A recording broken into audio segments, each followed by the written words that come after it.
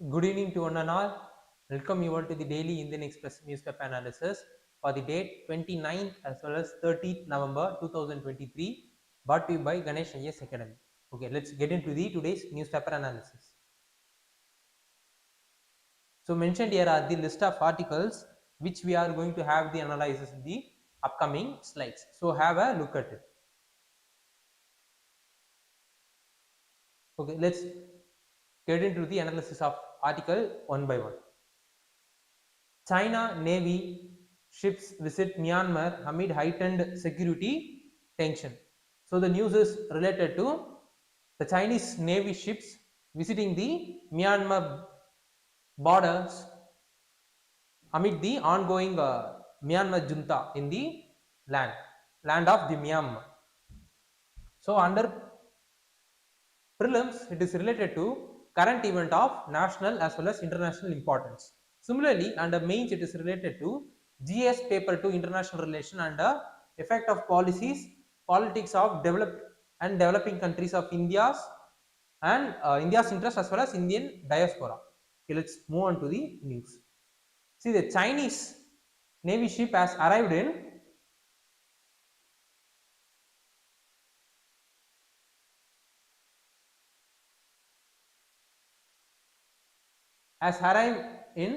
Myanmar on a goodwill visit as a part of renewed Chinese defense engagement with the Myanmar, and the guided missile destroyer Zebu and the guided missile frigate Xingzhou have escorted by these are all the Chinese guided missile. They have been escorted by Myanmar frigate to dock in Yangon, and the Chinese vessel that has arrived at the Yangon, that is the city of Myanmar, is the part of Chinese Navy's 44th fleet that has conducted anti-piracy operation in Gulf of Aden and half coast of Somalia since 2008, and this is what the news is about.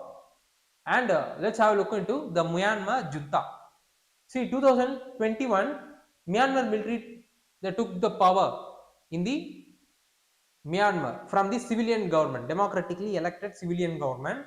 And why the military leaders have captured the power in the Myanmar is, what they have said is that the election was won by the ruling party because of the widespread corruption in 2020. That is the reason why they have captured or made a coup against the democratically elected civilian government, and this has increased the conflicts between the civilian as well as the army. And what are the repercussions the Myanmar has faced is, first and foremost, they have restricted the freedom of movement of the common citizens. Secondly, they have curtailed the media freedom, and then it has led this suppression has led to internal displacement of more number of people, and it has also led to environmental crisis because the military leaders could not be able to form a policies in tune with the global climate changes. These are all the repercussions that has been followed the Myanmar coup. And what is the global response for it is see, the United Nations human rights says it has a war crime, and the United Nations Security Council adopted a resolution to end the conflict in the region. Similarly, the Western countries, like in the case of Western European countries and then US, has announced sanction against the military coup. So these are all the repercussions as well as the global responses that has followed the Myanmar coup. And what impact does it has on India is, it has led to cross-border movement of Myanmar refugees into northeastern part of India. Secondly, it has impacted the India's Act East policy. Why? Because the Myanmar acts as the gateway for India to reach the Southeast Asian through the policy called Act East Asian policy. But because of the junta by the military organization, it has impacted the India's Act East policy. Thirdly, it has led to rise in insurgency in the northeastern region because the military's camp or the military organization in the Myanmar are the supporter of the more number of insurgent groups. These insurgent groups, those who are present in the northeastern region. So these are all the impact that the junta has on the India. Secondly, further, what are the things which we need to be aware of is, first and foremost, we should be aware of the Myanmar map.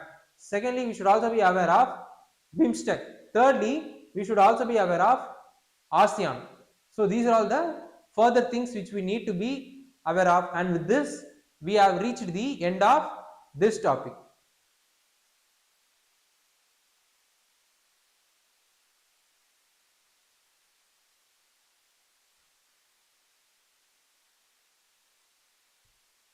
First human cases of flu strain similar to pig virus has been detected. So the news is related to the first case of the flu strain, that is the pig virus that has been detected in the human in UK. And how the news is related to civil service examination is, under prelims it is related to general science, similarly under mains it is related to awareness in the field of IT, space, computers, robotics, nanotechnology, biotechnology and issues relating to IPR. Okay, let's move on to the news.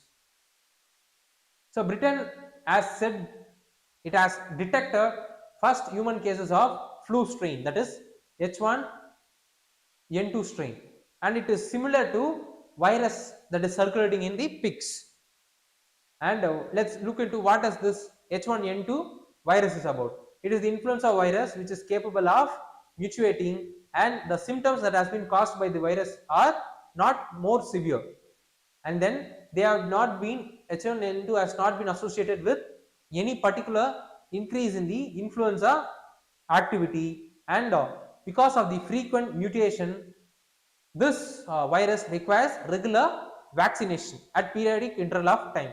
And then children, asthma patient are vulnerable to it, and then antiviral drugs is the mainstay for chemical treatment of H1N2 virus. This is what the details with relation to the H1N2 virus is about.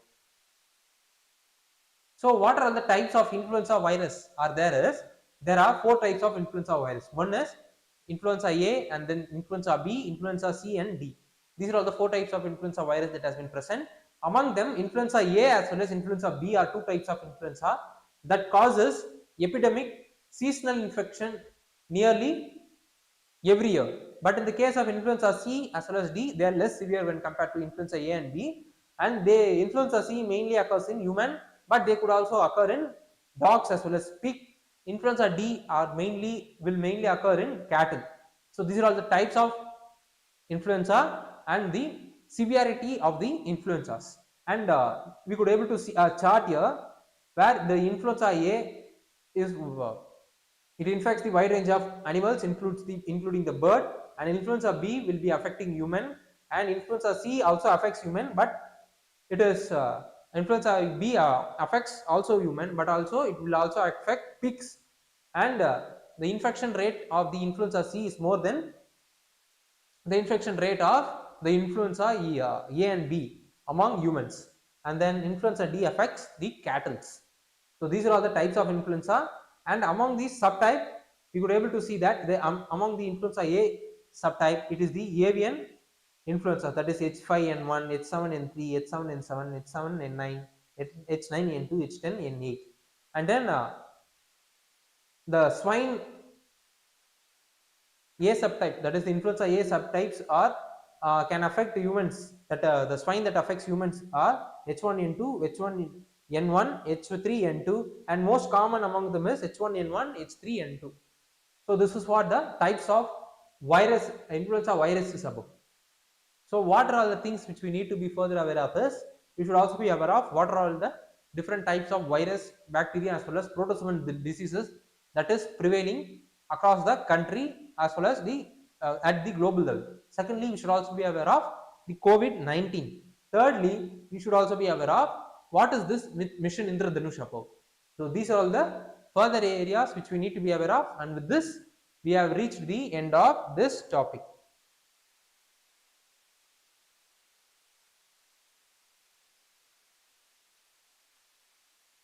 What are Parthenon sculptures at the center of UK Greece row? So the Parthenon sculptures has raised the dispute between United Kingdom as well as Greece. So under prelims it is related to current events of national as well as international importance. Similarly under mains it is related to GS paper 2 international relation under a topic called bilateral regional and global groupings and agreements involving India or affecting India's interest. So these are all the topics under which the news has been linked with examination. Further, there is a tussle between UK and Greece regarding the status of Parthenon sculptures, which is present in the British Museum. And what do this sculpture include? The Parthenon sculpture that has been present in the British Museum are more than 30 ancient stone sculpture from Greece that are 2500 years old, and most of them originally adorned the Parthenon temple on the rocky Acropolis hill, which is Acropolis hill, which is in the Athens city of Greece, and it is around the time period of 432 BC. So how did the sculpture reach the Britain? See, they were removed from the Parthenon in the earlier 19th century by Thomas Bruce, who is the British ambassador to the Ottoman Turks. During that time, the Greece region was occupied as well as ruled by Ottoman empires, and the Thomas Bruce, who is the ambassador to the Ottoman Empire, has obtained this Parthenonian sculpture during the 19th century with their permission only. This is what has been claimed by UK, and the marbles were taken to Britain, and finally the British Museum has purchased it from the government in 1816. And where the sculptures stolen? While the Athens, that is the Greece peoples, have accused that the Lord Elgins has looted the Parthenon sculpture from their land, but which was completely ignored by United Kingdom.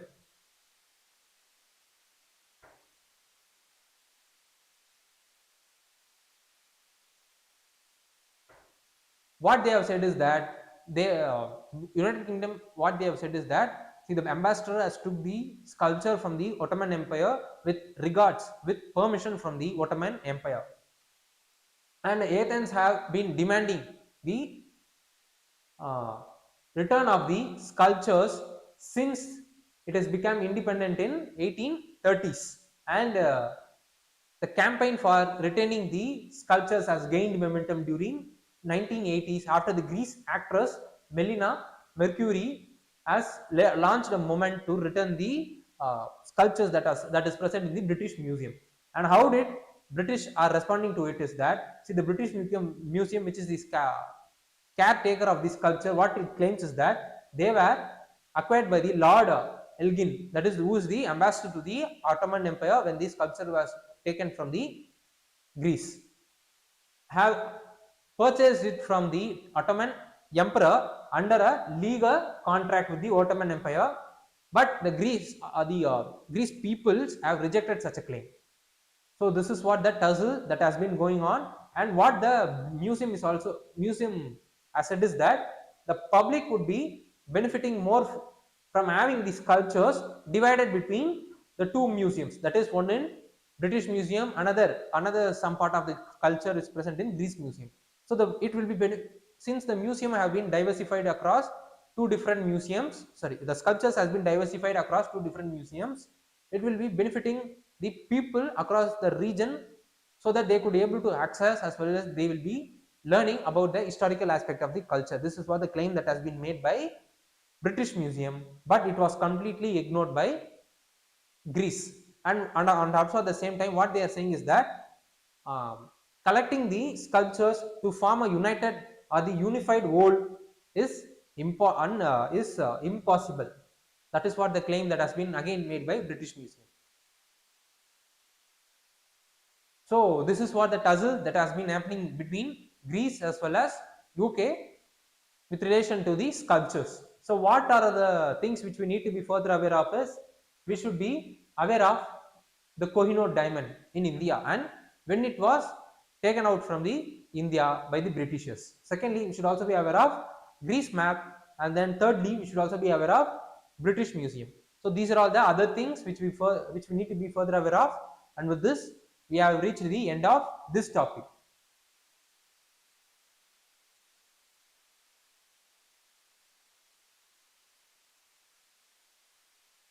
Behind unseasonal rain and lightning strikes in Gujarat. So the news is related to the death of nearly 20 plus people in Gujarat because of the unseasonal rain and then the lightning strikes in the Gujarat. So under prelims, it is related to Indian and world geography.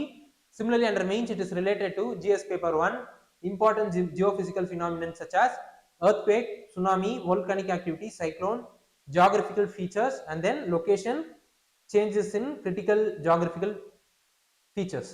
So this is how the news is related to the examination. Okay, let's move on to the news. So as I said, because of this unseasonal rainfall along with the thunderstorm and then lightning, it has led to a death of nearly 27 people in Gujarat. So that is the reason why it has appeared in the newspaper. And then the disaster what the officials have been saying is that the disaster management system is designed more for preventing earthquake as well as heavy rainfall, and the system has not been designed for the disaster that is happening because of the lightning. This is what the LACNE, the officials have been quoted in relation to the disaster management system in Gujarat. So what explains the weather events in Gujarat? What IMD, that is Indian Meteorological Department, has said is that the reason weather event is because of the rain and lightning flashes, and because of the three weather system, that is the cyclonic circulation that is happening between northeastern Arabian Sea and then adjoining Saurashtra, and then the western disturbance which takes place from Mediterranean Sea because of the rise of convection kind of phenomenon that is happening in Mediterranean Sea, act as one of the causes for the western disturbance rainfall, that is the rainfall that is will be happening in winter time during in the northern part of the country. Thirdly, it is the easterly trough, that is the easterly winds that crosses through the Indian Indian subcontinent during this period, and this is what the three reasons that has been attributed for the heavy rain as well as lightning flashes by the IMD. And western disturbance, as I said, brings snowfall in Himalayan region. If the strength of the western disturbance is very high, means it will be bringing rainfall in the southern part of the western disturbance area, that is the Gujarat, Madhya Pradesh area. Usually the snowfall will be occurring in the Himachal Pradesh, Jammu and Kashmir region, and if the strength is very higher, means then the outer part of the western disturbance will contain moisture which will be flowing as rainfall, which will come down as rainfall in the southern parts like Gujarat as well as Madhya Pradesh. And why the lightning strikes has occurred? It is because of the interaction between any of the three systems which I have mentioned in the previous slide, and between the western disturbance will be leading to the thunder strikes, that is unwarranted thunder strikes, thunder lights that has appeared in the Gujarat region. And apart from the lightning, it is also the thunderstorm also acts as one of the reason for their death, and the thunderstorm happens because of the moisture that is interacting with the western disturbance. The moisture that is already prevailing in the atmosphere beneath the Gujarat region, if it is going to interact with the moisture that is brought in by the western disturbance, then the combination between the local moisture as well as the western disturbance moisture will be leading to the thunderstorm events. This is what the reason why lightning has occurred in the Gujarat, and also the thunderstorm occurred in Gujarat is about. So where warnings have been issued according to the Gujarat State Disaster Management Authority, which was set after 2001 earthquake, and it is acting as the nodal agency for implementing the State Disaster Management Act. And what I have said at the initial discussion of this article is that the officials have said is that, what they have said is that the disaster management system have aligned to respond to the earthquake as well as rainfall disaster events, but it is not aligned or made to respond to the lightning or the thunderstorm related disaster. So because of such kind of loopholes in the system, the early warnings haven't been issued. But on the other hand, Indian Meteorological Department, the central agencies, have issued the early warning with relation in related to the lightning strike as well as the unwarranted thunderstorm in the region. So this is what the analysis of the news is about. So what are the things which we need to be further aware of is, we should be aware of what is Disaster Management Act. Secondly, we should be aware of how the cyclone has been formed, where the cyclone has been formed, what are the different types of cyclones. Thirdly, we should also be aware of what is not monsoon showers, it is mango showers. What is mango showers? Where the mango showers will be taking place. What is flu? These are all the other areas which we need to be further aware of, and with this we have reached the end of this topic.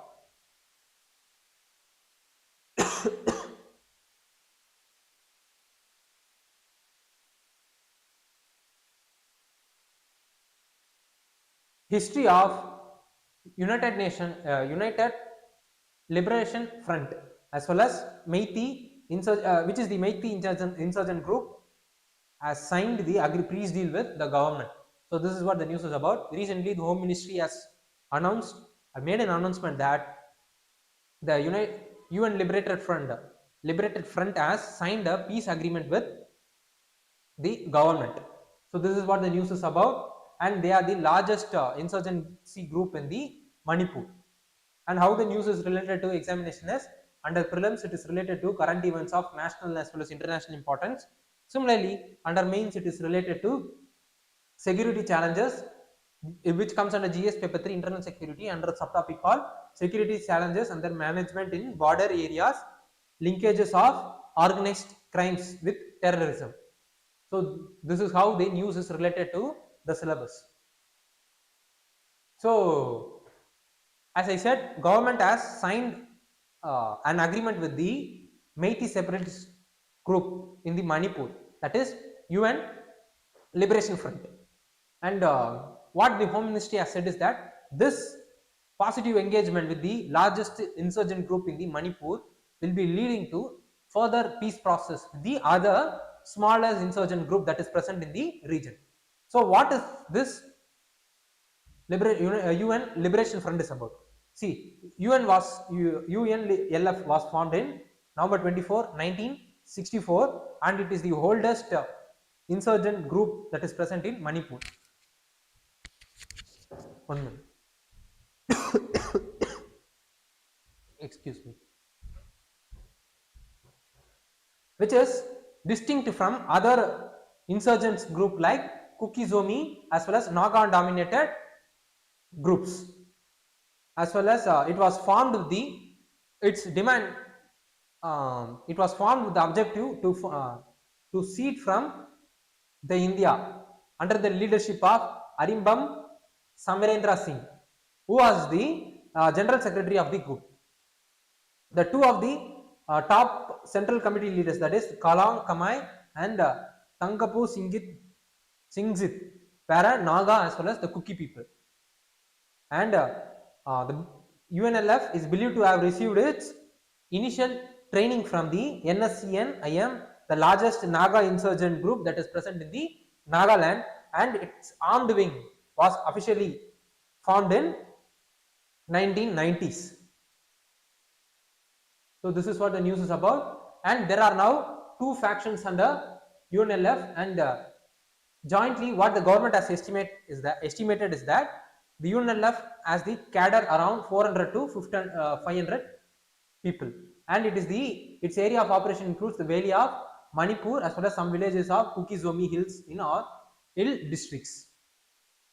And this group has been banned under Unlawful Activities Prevention Act, UPA Act. That is, it has been functioning from, and also at the same time it has been functioning from the camps as well as functioning with the support of the Myanmar's military organization. That is the reason why the first article discussion I said is that because of the military junta in the Myanmar, it has led to rising insurgency in the northeastern part of India. It is because the UNLF as the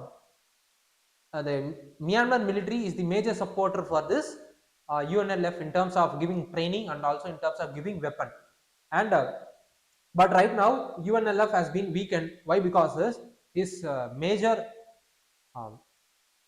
weapon as well as the training contributors, that is the military Myanmar military organization, have been in tussle with the Myanmar's civilians.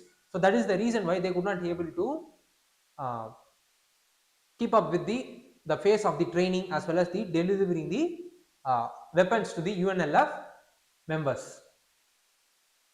So what is the precedent for the peace agreement is, so since there were small insurgents group that have signed peace process earlier with the government, but their organization strength is not significant to cause any kind of to make any kind of peace changes in the northeastern part.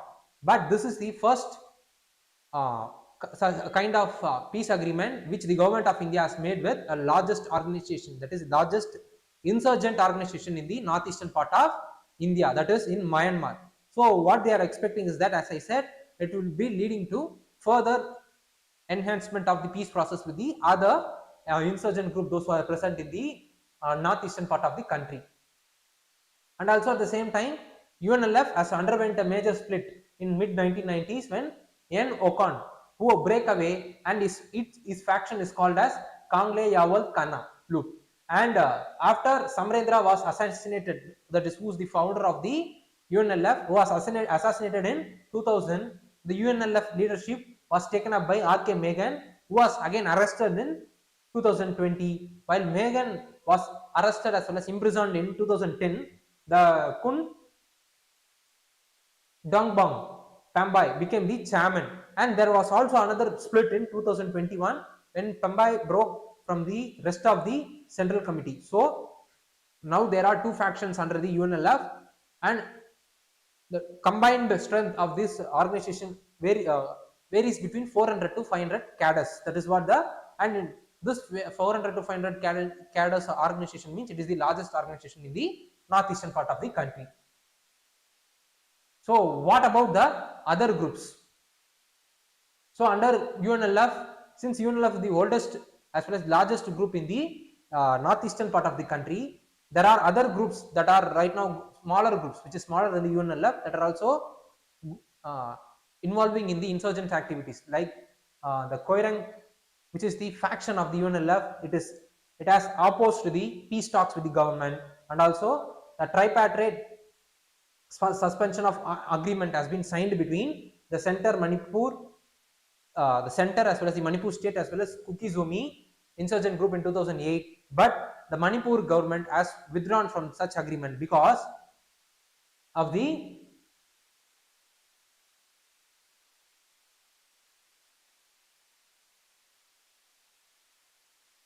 agreement. This revolutionary, that is this insurgent group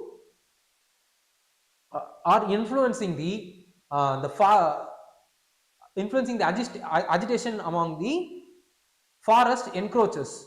So that is the reason why, so they could not able to take action against this organization because of this accord.